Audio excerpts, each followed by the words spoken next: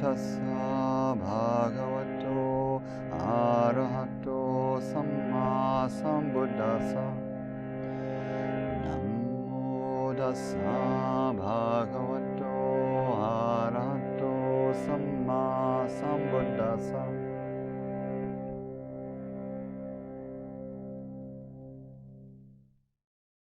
So there's this, there's a sutta, it's called Viranja, Anguttara Nikaya 8:11. The Buddha is hanging out in a place called Viranja at the foot of Naleru's neem tree, and a Brahmin shows up and says, it kind of accuses the Buddha of being rude to elders. He says this, I've heard, Master Gotama, the ascetic Gotama does not pay homage to Brahmins who are old, aged, burdened with years, advanced in life, come to their last stage, nor does he stand up for them or offer them a seat. In other words, he says to the Buddha is rude to elders, you know, in a culture that really respects elders, and they're Brahmin elders, so they're high caste elders, very respected elders in the community. Why don't you respect them? And the Buddha says, this is indeed true, for Master Gotama does not do that. Or he says, this is true. Sorry, the Brahmin says, I've heard, Gotama, that you don't do this. And then he says, and I see that it's true that you don't do this. And he says, this is not proper, Master Gotama. So he's not a believer. He's accusing the Buddha of being rude. And the Buddha says, Brahmin in this world, with its devas, Mara and Brahma, and this population with its ascetics and Brahmins, its devas and humans, I do not see one to whom I should pay homage, or for whom I should stand up or offer a seat. For if the Tathagata should pay homage to anyone, or stand up for them or offer them a seat, that person's head would split open. So, you know, Buddhas are so extraordinary that it would actually be improper for them to pay homage to someone else. And then the Buddha says, well, then they have a really cool argument. The Brahmin accuses the Buddha of all these things, and then the Buddha flips them. So the Brahmin says, Master Gotama lacks taste. And the Buddha says, there is a way in which one could rightly say of me, the ascetic Gotama lacks taste. The Tathagata has abandoned taste for forms, sounds, smells, tastes, and tactile objects, right? So he flips the taste thing. He makes a pun out of it and makes it into a teaching. And then he says, so it is in this way that one could rightly say of me, the ascetic Gotama lacks taste, but you did not speak with reference to this. Like, he gets it, that he's twisting it. And they do 8 of these. Master Gotama is not convivial. That's true, Brahmin. The Tathagata has abandoned conviviality with forms, sounds, odors, tastes, and tactile objects. Number 3, Master Gotama is a proponent of non-doing. That's an insult to this Brahmin. And there is, Brahmin, a way that one could say this, for I assert the non-doing of bodily, verbal, and mental misconduct. So he turns it in the direction of sila. Master Gotama is an annihilationist. There is one way you could say this of me, for I assert the annihilation of lust, hatred, and delusion, the defilements. Master Gotama is a repeller. There is a way you could say of this, for I am repelled by bodily, verbal, and mental misconduct. Master Gotama is an abolitionist. Well, yes, I teach the Dhamma for the abolition of lust, hatred, and delusion. Number 7, Master Gotama is a tormentor. There is a way in where all of these are sort of odd translations, by the way. We could go back to the Pali to say what exactly they're translations of. But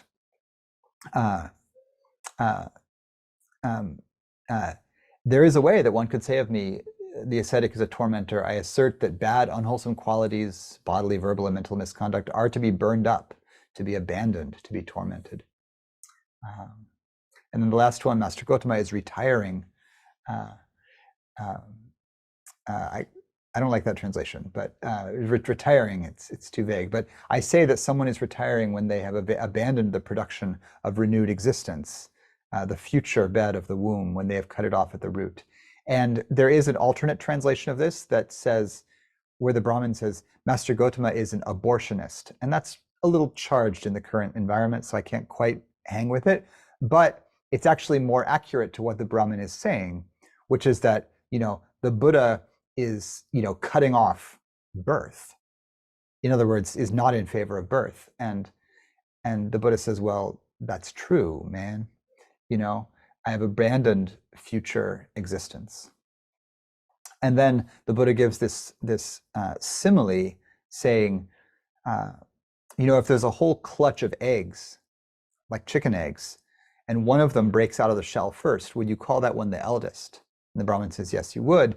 And the Buddha says, because I've broken out of the shell of ignorance first in the world, I am to be called the eldest. I am the eldest in the world and the best in the world, or the first in the world.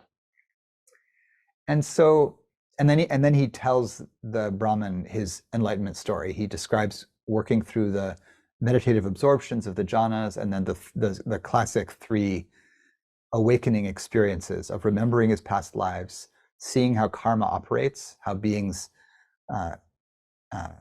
are reborn in accordance with their actions, and then the uprooting of the defilements. And so at the end of it, the Brahmin is so impressed, he goes for refuge, becomes a disciple. So the Buddha, besides that it's a fun story where they do this verbal sparring, the Buddha has this beautiful line, I am the eldest in the world. And I reflected a little bit about it in the writing today. And I'm not going to go into that part as much. It's interesting, the simile of the eggs and the eldest piece. But part of what it is pointing to is the mysterious relationship of liberation or full awakening or enlightenment or the attainment of nibbana to future rebirth, right? And so, central to the whole system is the narrative. I'll start with it being a narrative, because you can take it in a mythic way, you could take it in a literal way, you can take it as a kind of psychological metaphor.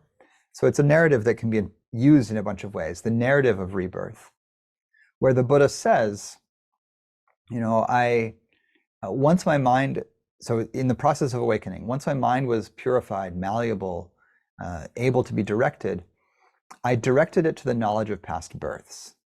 And this is a stock phrase. I directed it to the knowledge of the recollection of past abodes. And the word we use for past births in this passage can also be translated past homes or past abodes, places that I lived. And that in itself is interesting, especially if you've moved around a lot. You could do a metaphor where you could do a meditation, where you bring your attention to each of your previous homes. Here's where I lived. And he says, and he says, 1 birth, 2 births, 3, 4, 5, 10, 20, 30, 40, 50, 100, 1,000, 100,000, many eons of world dissolution and evolution. There I was so named, of such a clan with such an appearance, such was my food, such my experience of pleasure and pain, such my lifespan, such is how I died, and such is where I was reborn. And so, you could think back to your previous homes. Say, oh, before I lived here, I lived, over more in southern Sonoma County in the Laguna. It was much more spacious. There were wild turkeys. There aren't any over here. We ate slightly different food because we lived in a different neighborhood, a different community. People called me by a different nickname. So there was I named this, But I could think all the way back, here's how it was when I living in North Oakland. And here's how it was living in Berkeley. And here's how it was living in Hayes Valley in San Francisco. And here's how it was living in the Mission in San Francisco. I'm just kind of going backwards, And I could go all the way back to, here's how it was living, in Livermore in the early 70s. And here, and this becomes the reflection on past lives. And the idea being that when the mind is profoundly clear and penetrating, able to remember in a very detailed way the past, one is actually able to remember past the border between this life and the last life, which in the Theravada system, just to say, is immediate. There's not a long bardo the way there is in the Tibetan system. In the Theravadan system, it's one mind moment, boom, and that you can meditate your way back to that moment and then kind of flip-flop back and forth. You can be, oh, here's how it felt right before I died in the last life, and here's how it felt immediately after I arrived in this life, was conceived in this life. There's not a technical definition for exactly where that exists in terms of conception, but it's basically the being arriving in the womb. And so you can think of it as conception. So the process by which one does this is using mindfulness. Mindfulness, the term sati, means memory. One of the things that it points to is the ability to remember things in detail that happened long ago. That's a literal quote from the texts. The Buddha says one has developed one's mindfulness to such an extent that one can remember in detail what was done and said long ago. And so that folds into this practice of remembering past lives.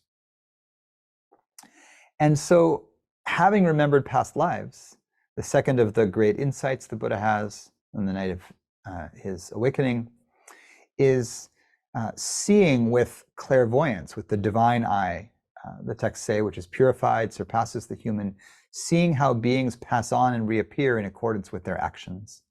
So this is a vision then, not just of one's own stream of lifetimes, but of how the stream of lifetime works. And he does it by getting the data, not just of his own life, but looking at others. So this takes clairvoyance. You see others passing away and reappearing in accordance with their actions. This, as far as a lot of scholars right now can tell, is one of the things that was really an innovation of the Buddhist system compared to some of the other systems that were around in South Asia at the time. This is not the same as the conception of karma and rebirth that appears in the sort of pre-Vedanta system that was arising in the Upanishads at the same time as the Buddha.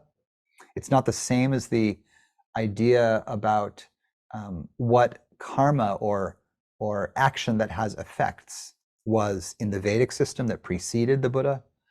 It seems to be a new vision of how action and its results works. And the core of the new vision is that it's ethical. Originally, so if you take the word karma, which just means action, if you take it back into the Vedic period, Vedic Sanskrit, in the Vedas, it really doesn't talk about ethics as much. It really talks about the proper performance of the sacred ritual and the chanting and the fire offering, the homa, at the core of the Vedic ritual. And karma started meaning if you do the ritual correctly and you pronounce the chants correctly, you do the sequence correctly, it will have the desired result of the message received, reaching the gods, and which are mostly nature deities, deities of storm and rain and sky and sun and water and wind. And one will be in right relationship with the ecosystem in a way, with the cosmos. And so it has this sense of action done correctly gives rise to the desired result. The Buddha then spins that as he, in a funny way, the way he did in this argument with the Brahmin, he does a lot of this where he'll take a word and then he'll reinterpret it. Some of the core concepts in the Buddhist system seem to be words that had a certain usage in the Brahmanic and then before that in the Vedic system, and the Buddha reinterprets them, flips them around to mean something else. And so karma is one of those where it originally meant the proper performance of the ritual. The Buddha turns it into the proper performance of ethics. And so there's a really beautiful sutta in the Digha Nikaya, the long discourses, called the Sigalika Sutta, where the Buddha comes upon a young man who is in the early mornings. The Buddha's out for alms round, comes upon this young man who is, his clothes are all wet, his hair is wet, so he's done the ritual bathing in the river, and he's making offerings to the 6 directions. And the Buddha says, "What are you doing?" And the kid says, "I'm doing the ritual of making offerings to the 6 directions the way my parents taught me to do." And the Buddha says, "You're doing it wrong." And the kid is respectfully says, "Please, Venerable, tell me how to do it."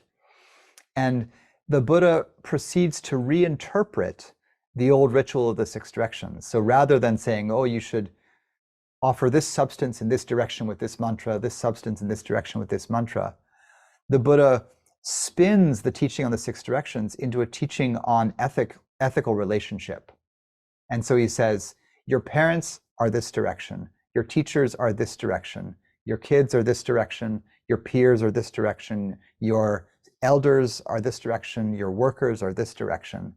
And to each one, the ritual action is to care in an ethical way for the relationship. So to treat your parents with respect and take care of them, to treat your children with respect and take care of them. It's really the guidelines for maintaining ethical relationships. And so this weaves through the Buddha's vision, really at every level. And it goes all the way back to this insight that he has in his moment of awakening, that the thing that matters in how we are reborn is the ethical valence of our actions. So if you do things that are evil or harmful, it's going to go poorly, right? And it's going to go poorly in this life, maybe. The Buddha acknowledges that sometimes evil people have a lot of success in this life, but he says, don't worry, they'll get theirs. They may be very successful and have a lot of money in this lifetime, but they're going to hell. Don't worry about it. It's going to happen. Likewise, people can be really good, lovely folks, but they can have a really rough go in this lifetime, terrible oppression, nothing goes their way. The Buddha says, don't worry about it. Their heart is pure. They're totally, going to be reborn in a heaven realm. And of course, heaven realms and hell realms are not the Christian model, right? They're all temporary. They're just more places you can be reborn. Eventually, the karma that landed you there runs out. You die from that lifetime and you're reborn somewhere else. So you can land in a hungry ghost realm because you did something really terrible in one lifetime. But particularly if you get a little help from your descendants, often our ancestors are in the hungry ghost realm. The troubled ancestors are in the hungry ghost realm. The texts say, so you can give them some help by dedicating merit to them, sending them blessing. They can receive that, feel joyful, and then they almost immediately die from that realm and they're reborn in a more favorable existence. So the Buddha realizes that the thing that motivates perpetual return in this cycle is action, but good action, right? The thing that you should do, being ethical and all of that. Good action can land you in a heaven realm, but it doesn't by itself liberate you entirely, right? Because you can get reborn in heaven, eventually you die from there. The sign that you're about to die from heaven is that you start to sweat. That's how beings know that their extremely long lifespan in a heaven realm is almost over, is that they start to sweat and get hungry, and they start to become slightly less beautiful. They start to lose their luster, and their fellow gods say, "Oh, you're about to die from this realm. May you be, born again in a blessed realm."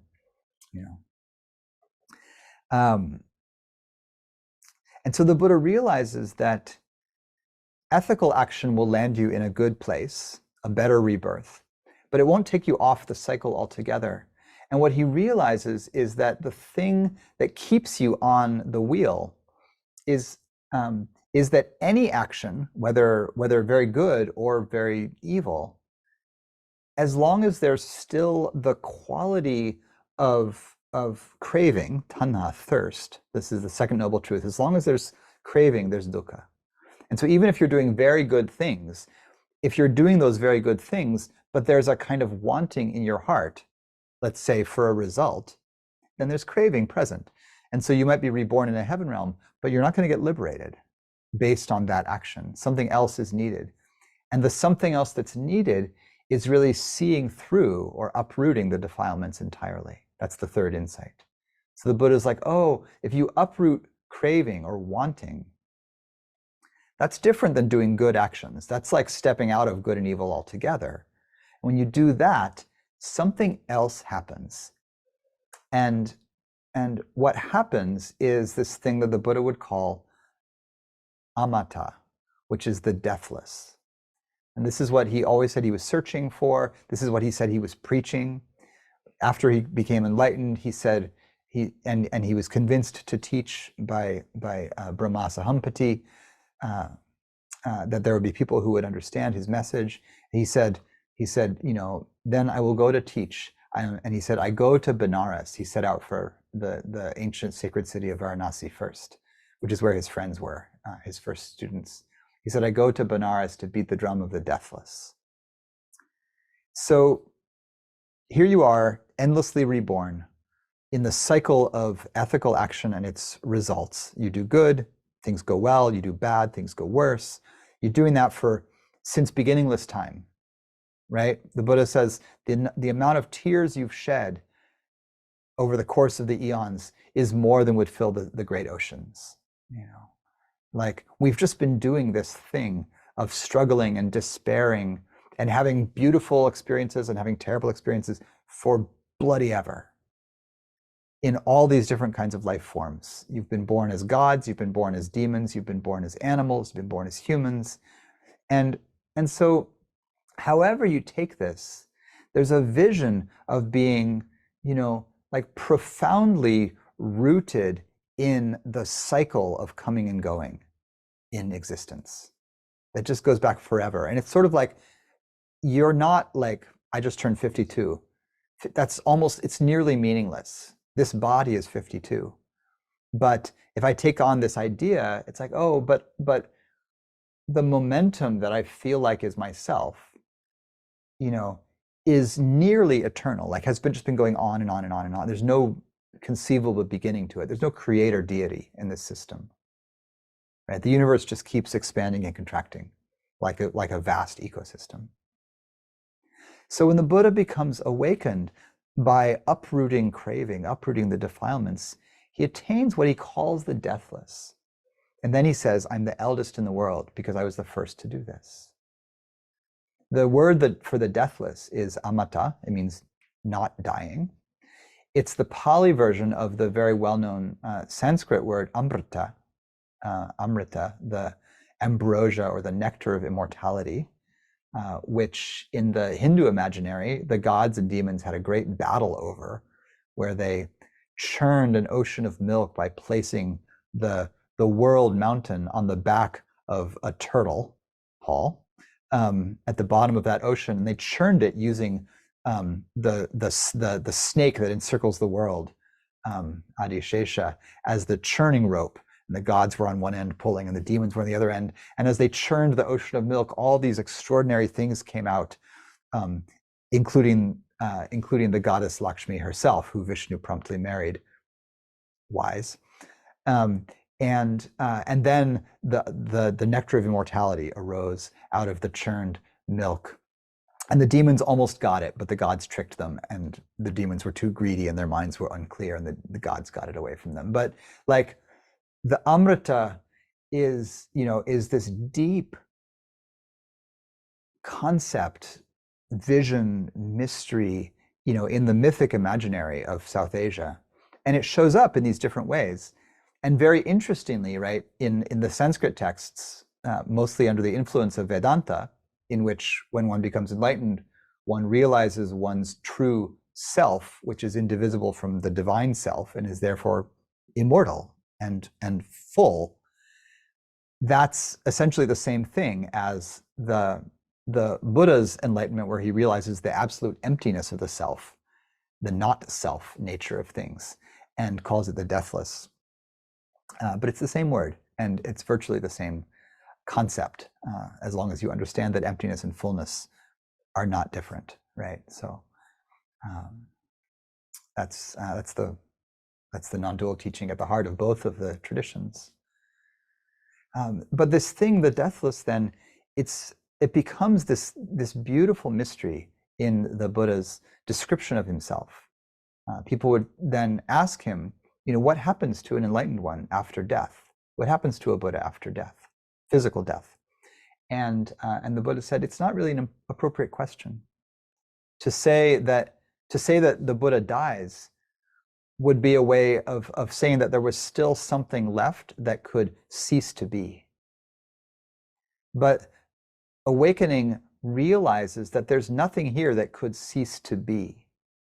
The only thing that seems like it dies is an idea that I was a fixated identity. That idea was wrong. And so it's like saying, and this is the classic metaphor or simile, that it's like blowing out a flame. The flame of the candle burns in dependence on the fuel, right? Which is, wax, let's say, and oxygen. And when the heat quality is separated from its fuel, the fire goes out. It's not appropriate to say that the fire died, although we use that kind of metaphorically. Oh, the fire died. I have to relight it. But the fire itself is not a thing that can live or die. It's just a phenomenon that happens when these qualities come together, when heat and fuel come together. And so it's just as valid to say, when a flame is blown out, that the flame is released, as if there's a fire quality in the universe, right? The old name would be Agni, the god Agni, that it's released from its fuel. Right?